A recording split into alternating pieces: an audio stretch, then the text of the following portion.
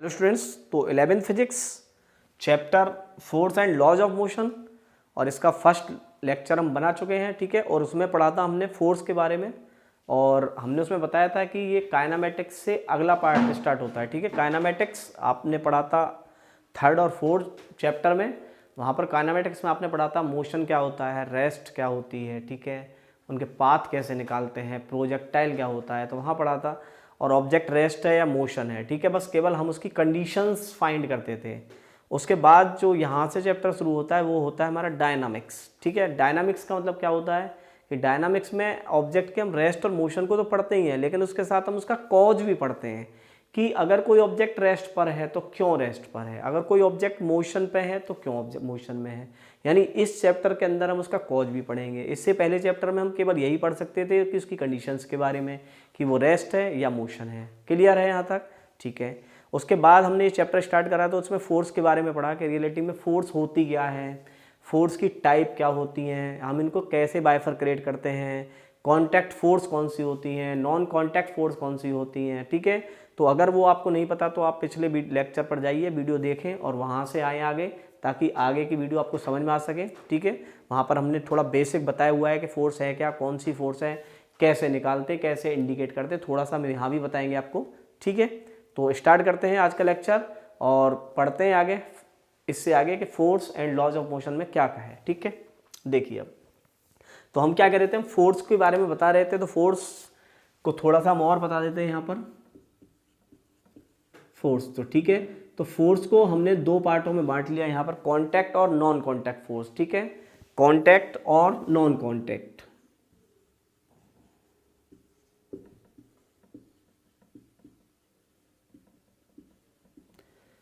Contact force वो होती हैं जो कॉन्टैक्ट से लगती हैं, यानी इस फोर्स को लगने के लिए दो बॉडियों का या दो ऑब्जेक्टों का कॉन्टैक्ट होना बहुत ज़रूरी है।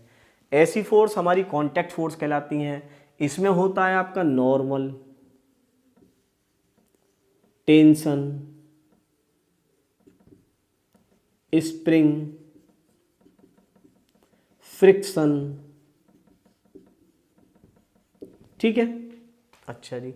नॉन कॉन्टैक्ट फोर्स कौन सी होती है? नॉन कॉन्टैक्ट फोर्स वो फोर्स होती है जिनमें ऑब्जेक्टों के कॉन्टैक्ट की कोई कंडीशन नहीं होती है। ठीक है, वो दूर से लगने वाली फोर्स है।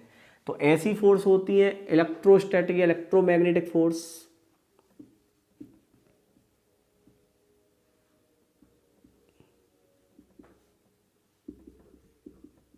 स्टैटिक फोर्स भी होती है ये, ग्रेविटेशनल फोर्स। ठीक है, electrostatic, magnetic force, gravitational force, ये ऐसी फोर्स हैं जिनमें आपको कांटेक्ट करने की नीड नहीं होती। न्यूक्लियर फोर्स भी आ जाती हैं कुछ अलग हटके इससे। ठीक है, तो बहुत सारी चीज़ है ये, हम आपको पता है कि ये हम पढ़ेंगे भाई। इसमें चार्ज से रिलेटिव भी आएंगी फोर्स, मैग्नेट से रिलेटिव भी आ जाएंगी। ठीक है, तो ये फोर्स जो होती हैं इन्हें हम 12th में पढ़ेंगे मोस्टली, सभी फोर्सों को। ठीक है, न्यूक्लियर फिजिक्स पढ़ेंगे, न्यूक्लियर फोर्स पढ़ेंगे, इन्हें आप 12th में पढ़ोगे। ये जब जितनी भी फोर्स हैं ये सब हम 11th में ही पढ़ लेंगे। क्लियर है? चलिए जी, बात करते हैं। तो यहाँ से हमने पढ़ा था कि भाई नॉर्मल क्या होता है, नॉर्मल कैसे इंडिकेट करते हैं। भाई नॉर्मल क्या होता है? नॉर्मल होता है कि जब कोई ऑब्जेक्ट किसी सरफेस पर रखा हो, ठीक है, कोई ऑब्जेक्ट है वो किसी सरफेस पर लगा हो, तो इन दोनों के बीच में नॉर्मल आ जाता है। ठीक है, नॉर्मल फोर्स लगती है। तो नॉर्मल क्या होती है कि सरफेस, ठीक है, सरफेस इस बॉडी के ऊपर एक फोर्स लगाता है इसे, उसे हम बोलते हैं नॉर्मल फोर्स। वो क्या होती है? परपेंडिकुलर होती है, परपेंडिकुलर टू द सरफेस। एक तो याद रखना, परपेंडिकुलर टू द सरफेस। अच्छा, नीचे की तरफ आपको पता ही है mg लगेगा। क्या बॉडी भी इस सरफेस पर फोर्स लगाएगी नॉर्मल? हाँ, बॉडी भी सरफेस पर नॉर्मल फोर्स लगाएगी। ठीक है, भाई बॉडी को बोलो तो बॉडी भी एक नॉर्मल फोर्स लगा देगी सरफेस के ऊपर। तो नॉर्मल फोर्स क्या है? ऑलवेज नॉर्मल फोर्स, ठीक है, नॉर्मल फोर्स क्या है कि परपेंडिकुलर टू द सरफेस लगती है, डिफरेंट बॉडी पर लगती है। ठीक है, दो बॉडियों का होना जरूरी है, एक भी बॉडी पर नहीं लगाते। ये बॉडी देखो सरफेस पर लगा रही है, ये सरफेस इस पर लगा रहा है, तो दोनों की नॉर्मल फोर्स अलग है और कैंसिल नहीं होती है, ये भी याद रखना है हमें। ये दोनों की फोर्स अलग हैं और दोनों ही फोर्स कैंसिल नहीं होती हैं। तो नॉर्मल जो फोर्स होती है, नॉर्मल फोर्स ऑलवेज परपेंडिकुलर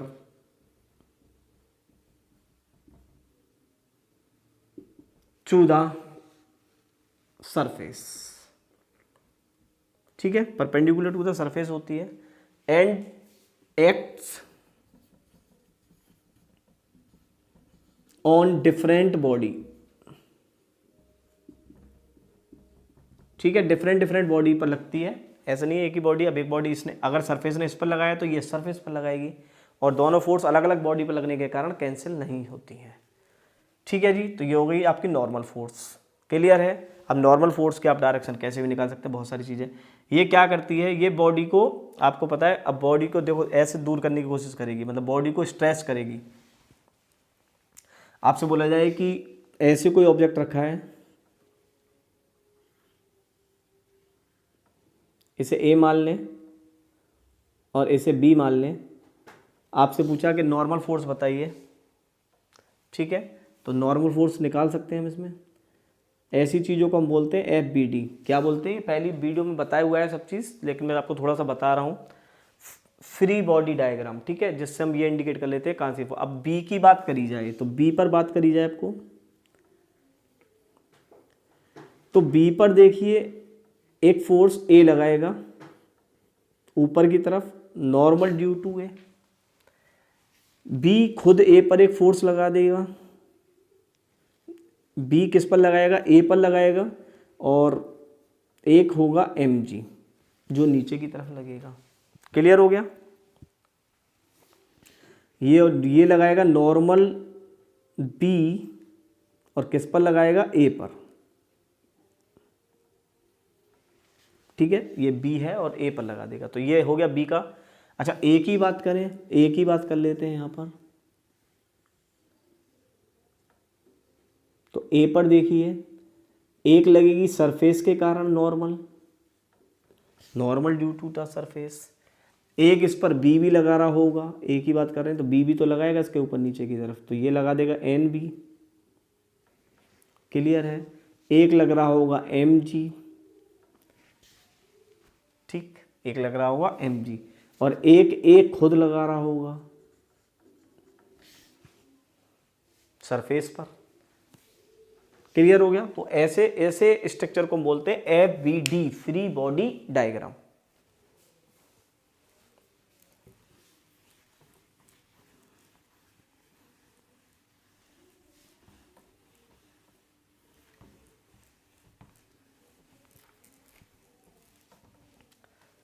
ठीक है।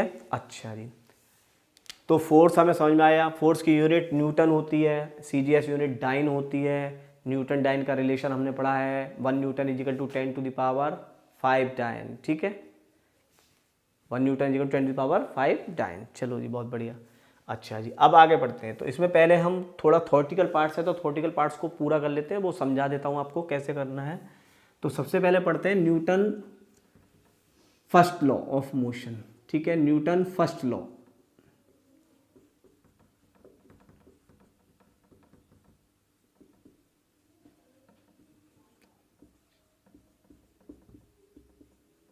क्या कहता है Newton first law of motion? ये कहता है if a body is in rest और इन मोशन, ठीक है, अगर कोई बॉडी रेस्ट में है या मोशन में है तो इट विल रिमेन सेम, वो ऐसी ही रहेगी when ever an external unbalance force apply on it, ठीक है, जब तक कि इसके ऊपर कोई अनबैलेंस एक्सटर्नल फोर्स अप्लाई ना करे, यानी जब तक कि एफ नेट 0 है जब तक वो बॉडी ऐसे ही रहेगी। अगर एफ नेट चेंज हुआ तो बॉडी की जो पोजीशन है वो चेंज होगी, ठीक है। तो क्या कहता है फर्स्ट लॉ? फर्स्ट लॉ कहता है if a body is in rest और motion it will remain same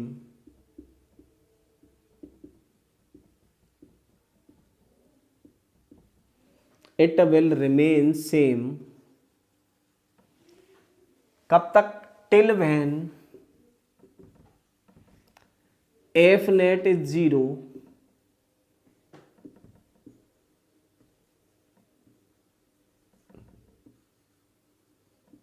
F net is 0,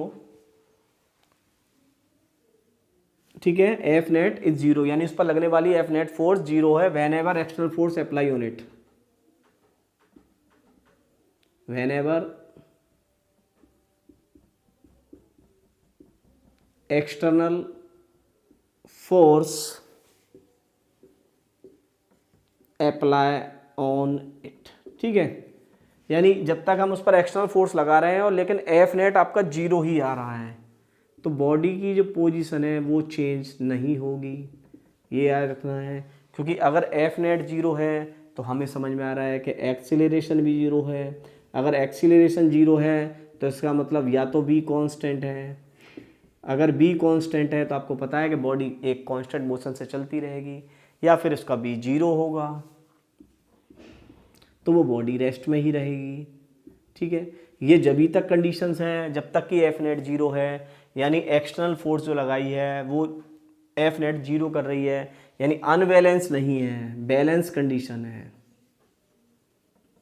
ठीक है। अनबैलेंस होने पर तो ये चीज़ चेंज हो जाएगी, अनबैलेंस होने पर ये कंडीशन इसकी चेंज हो जाएगी, क्लियर है।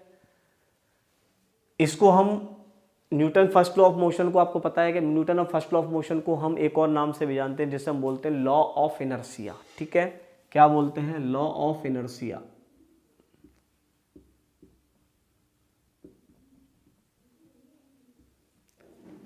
ठीक है। तो लॉ ऑफ इनर्शिया के नाम से भी हम इसे जानते हैं। केलेउरा फर्स्ट लॉ क्या होता है कि भाई if an of body is in rest और इन मोशन तो it will remain same whenever the net force is 0, यानी उन पर लगने वाली अगर नेट फोर्स 0 है, और when ever external force apply, यानी जो उस पर चाहे एक्सटर्नल फोर्स हमने लगाई है लेकिन अगर एफ नेट 0 है तो बॉडी की पोजीशन चेंज नहीं होगी, ठीक है। याद रखना है भाई, अगर हम इस वॉल को पुश करें, इसको ऐसे पुश करें तो क्या हम इसे पुश कर सकते हैं? हम पुश नहीं कर सकते। क्या हम एक्सटर्नल फोर्स लगा रहे हैं? हाँ, हम एक्सटर्नल फोर्स लगा रहे हैं, लेकिन हमें पता है कि हम जो एक्सटर्नल फोर्स लगा रहे हैं, जो उस पर लगने वाली फोर्स है वॉल पर, वो एफ नेट 0 आ रहा है अभी, इसलिए इसकी पोजीशन चेंज नहीं होगी। अगर केवल हमें ये नहीं बोलना है केवल के external force apply, external force लगाने से बॉडी की पोजीशन चेंज नहीं होती है, बॉडी की पोजीशन चेंज होती है अनबैलेंस एक्सटर्नल फोर्स लगाने से। आ रहा है समझ में?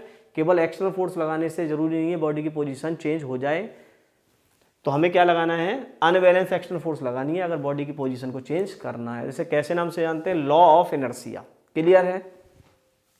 अच्छा जी, अब इसमें एक शब्द और आ गया नया, इसको भी पढ़ लेते पहले। इनर्शिया, ये पढ़ा हुआ होगा आपका, इनर्शिया क्या होता है?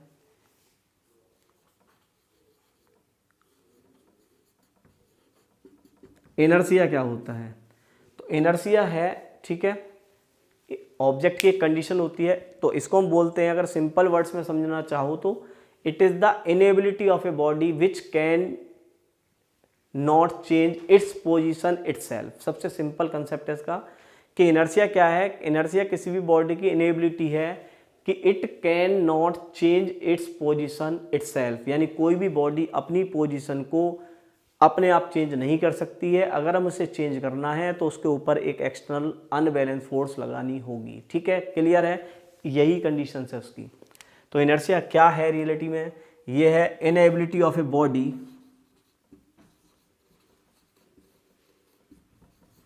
inability of a body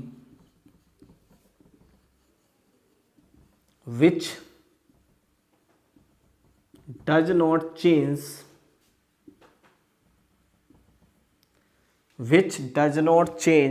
its position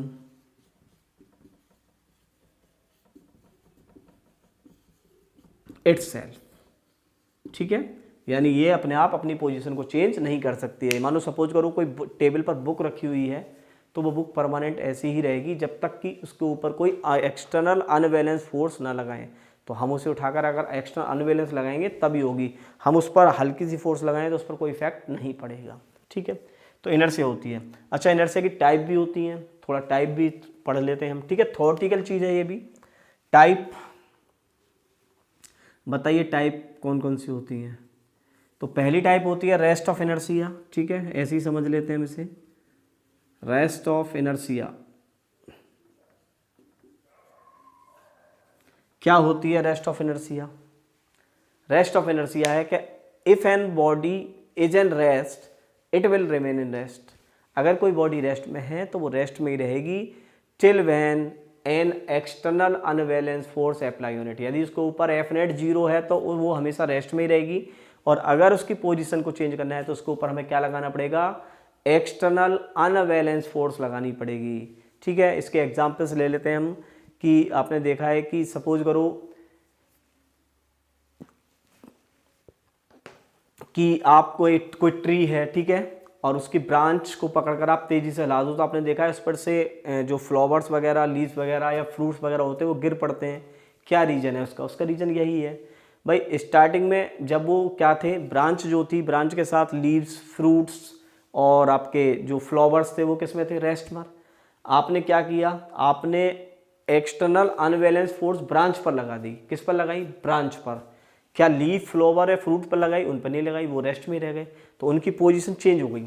यानी ब्रांच अपनी पोजीशन से अलग हट गया, उनकी पोजीशन चेंज हो गई, तो वो नीचे गिर पड़ते हैं। ठीक है भाई, उनको नहीं पता था कि ब्रांच में एक्सटर्नल अनबैलेंस फोर्स लग गई है, तो उनकी पोजीशन चेंज हो गई। उनकी पोजीशन चेंज होने से वो ब्रांच से हट गए, और ब्रांच से हटने से वो नीचे आ गए। ठीक है, ऐसे ही होता है कारपेट से डस्ट निकालना।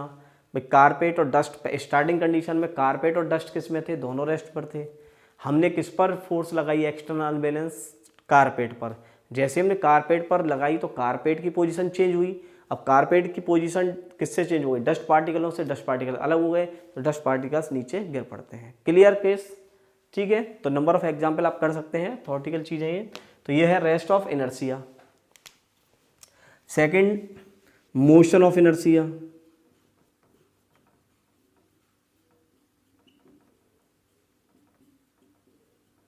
सेकंड क्या है? Motion of inertia.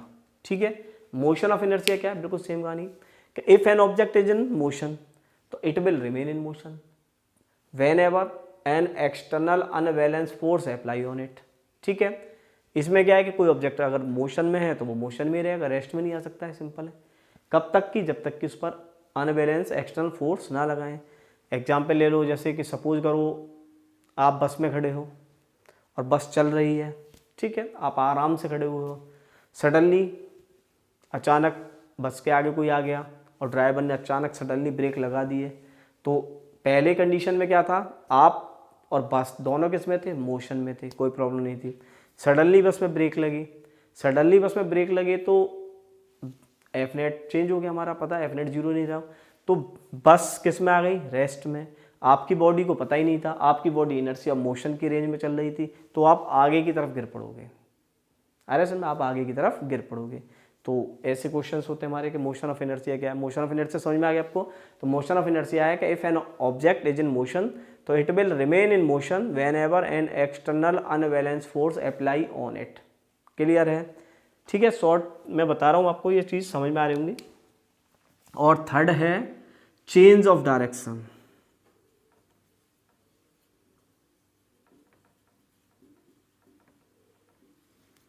Change of direction. Clear है? अच्छा, चेंज ऑफ डायरेक्शन क्या होता है? चेंज ऑफ डायरेक्शन के बहुत सारे केस होते हैं हमारे पास भी। चेंज ऑफ डायरेक्शन भाई, बॉडी की इनेबिलिटी है, वो अपनी पोजीशन को चेंज नहीं कर सकती, उस पर एक्सटर्नल फोर्स लगती है। अब जैसे आप कार में बैठे हुए आराम से और कोई एक शार्प टर्न आए, तो शार्प टर्न पे और ड्राइवर अब तेज़ी से अपने जो कार को टर्न ले लेता है, या बस में बैठे हो आप, बस में ड्राइवर अचानक किसी गोल राउंड अबाउट पर तेज़ी से टर्न ले तो आप दूसरी साइड हो जाते हो, यानी वो ऐसे लेगा तो आप इधर की साइड निकल जाओगे। तो इसको क्या बोलते हैं? Change of direction of motion, inertia. ठीक है, इसमें क्या होता है कि उसकी पोजीशन चेंज हो जाती है। ठीक है, बहुत सारे एग्जाम्पल ले सकते हैं इसमें।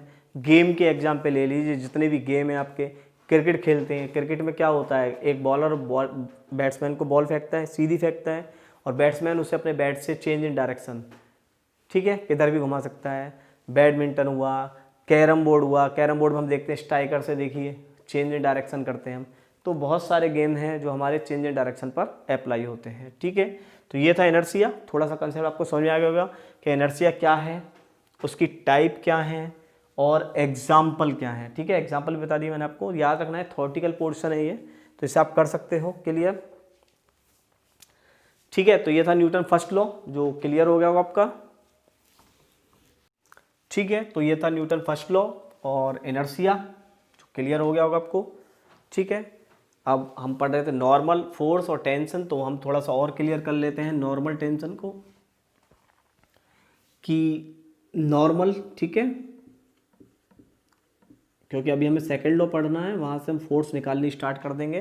तो नॉर्मल टेंशन और एफबीडी को थोड़ा सा और क्लियर कर लेते हैं इसमें कि क्या होता है नॉर्मल फोर्स। तो नॉर्मल फोर्स मैं बता चुका हूँ आपको कि सपोज करो ये कोई ऑब्जेक्ट हो और ऐसे कोई ऑब्जेक्ट हो, कांटेक्ट वाली फोर्स होती है, डिफरेंट बॉडी पर लगती है, perpendicular to the each other, perpendicular लगती है, और ये क्या चाहती है, ये कंप्रेस द बॉडी, ठीक है, बॉडी को कंप्रेस करना चाहती है।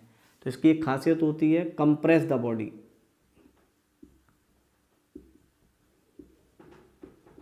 भाई ये फोर्स कैसे लगती है कि बॉडी को कंप्रेस कर सके। अब जैसे ये है, इसे बोलो ए ऑब्जेक्ट, इसे बोलो बी, तो देखिए इसके ऊपर एक नॉर्मल लगेगी ऐसे सरफेस के कारण, एक बी के कारण इधर लगेगी, भाई बी के कांटेक्ट में भी आ गया ये, और एक लगेगा नीचे एम जी।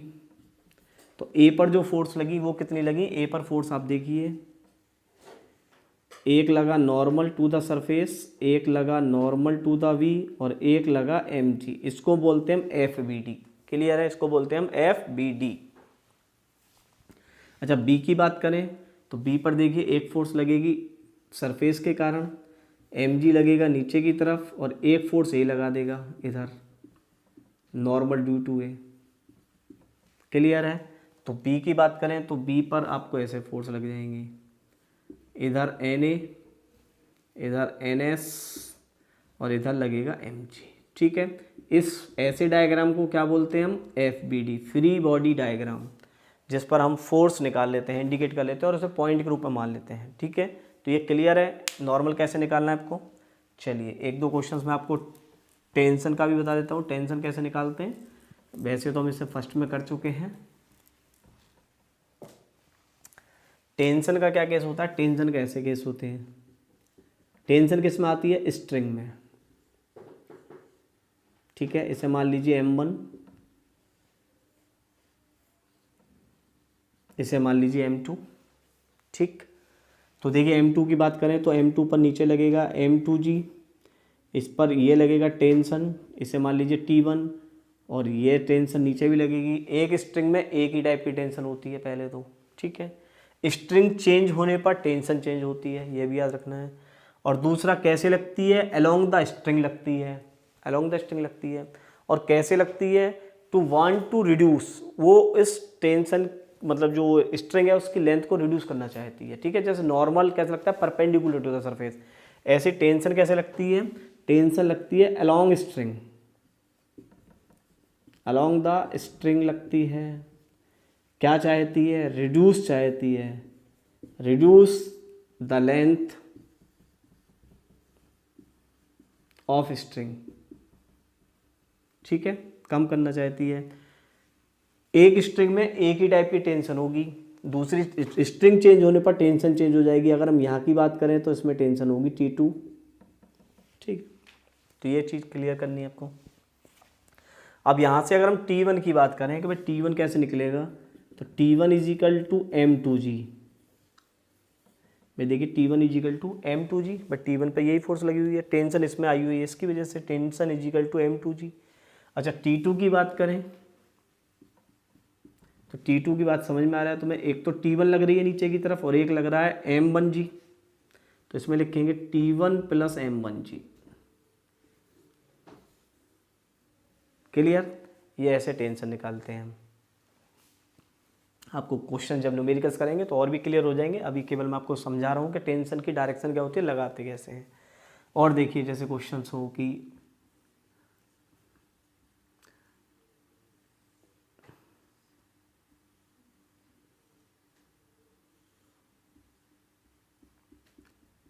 ऐसे हो कोई ब्लॉक, ये M है, ठीक है, तो M ब्लॉक पर फोर्स देखिए, ये स्ट्रिंग अलग है, इधर निकाल लीजिए, ये T1 हो गई, उधर से निकालोगे ये भी T1 हो जाएगा।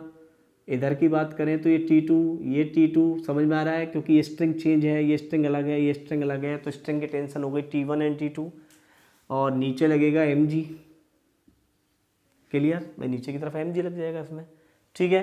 तो इस M पर जो फोर्स लगी है वो इधर लगी है T1, इधर लगी है T2 और नीचे की तरफ लगी है mg। इसको बोलते हैं FBD।